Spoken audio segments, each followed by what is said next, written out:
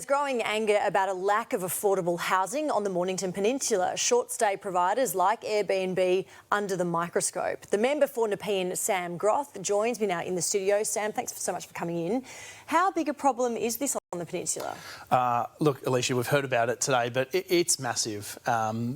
We know how many Airbnbs there are on the Mornington Peninsula. We're not saying we want to get rid of Airbnb. We know it's a great tool for people. It allows those people to visit our area that we really want to and sustains the tourism industry that we have. But the accommodation for affordable housing for the industries that we need on the peninsula is really lacking, and this growing number of Airbnbs has put a real pressure on that housing market. So you live there. Do you think it's changed the feel of the place?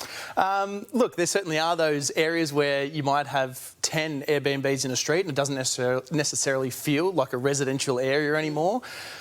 Look, we're not actually asking for Airbnbs to be closed, but the government needs to sit down, the Andrews Labor government needs to actually sit down with local governments, like mine in the Mornington Peninsula, like those in the Bellarine and also the Surf Coast, areas that do have this thriving tourism industry where it is seasonal people coming in and out. They need to sit down and actually work with local councils. They're the people on the ground that know what needs to be done, and at the moment that consultation is just not happening with this government.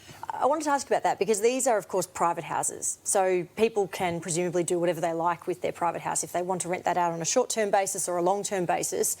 I know that the local council brought in, a $300 annual fee, which I'm sure for most Airbnb houses is not a deterrent to putting them on the market. So what needs to happen? I mean, you say the government needs to sit down with local councils, but is a higher tax what's required, do you think? I'm not convinced a higher tax is what is going to do it. I think it's a broader conversation about housing as a whole, though, because we're not just talking about Airbnbs. It's a conversation that needs to be happening around social housing, around affordable housing, about long-term accommodation for these workers, for families. We're seeing young families in my area on the Mornington Peninsula actually have to move out of the area. School enrolments are going down because they can't afford to live there anymore, these families with young children.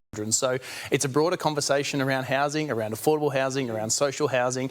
It's not a let's slap a tax on Airbnbs and all of a sudden they're going to disappear, but I think it's a much broader conversation that needs to be had. So government may be buying housing and providing that as social housing, do you think? It'd be great to see the Labor government take some sort of approach on this. I mean, when they took over in government in 2014, the social housing wait list was around 9,000 families waiting for housing. That's up around 36,000 families now. That's on the social housing list.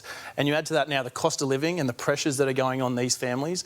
You're seeing people that work as doctors, nurses, hospitality workers, in the big hotels or the restaurants in my area. They can't afford it now. This list is growing not just in the social housing space, but at the affordable housing space. It just needs to be a big, broad approach, a sit down and work out what needs to be done right across the housing sector. Well, it's interesting, the new owners of the recently redeveloped the Continental in Sorrento, interesting to read that they actually bought an old aged care facility and are planning to renovate that to house workers and then charge their workers. But of course, not every business can do that, can they? No, not at all. And, that's an innovative approach that the Continental and their owners have taken. But, we're still looking at, $200 plus in a share room for those people. And they're going to be seasonal workers that come down in the busy periods. And to be fair, during the summer period when, students are back from university and people are down living on the peninsula in that part-time basis, staff has been easier to find. But as the seasonal, the peak season stops and those people go back to university and the crowd moves out, getting staff is going to be extremely difficult on the peninsula once again.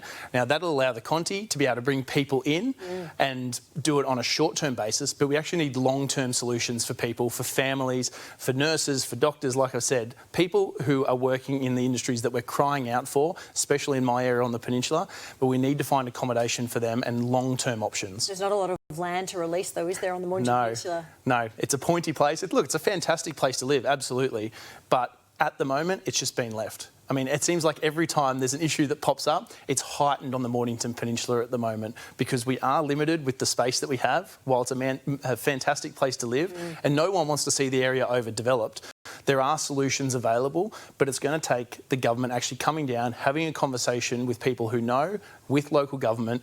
I'm happy to be involved in those conversations. I invite the Housing Minister to come down. I invite the Premier to come down and not just fly into Portsea, but actually come in and have a conversation about what needs to be done as a whole.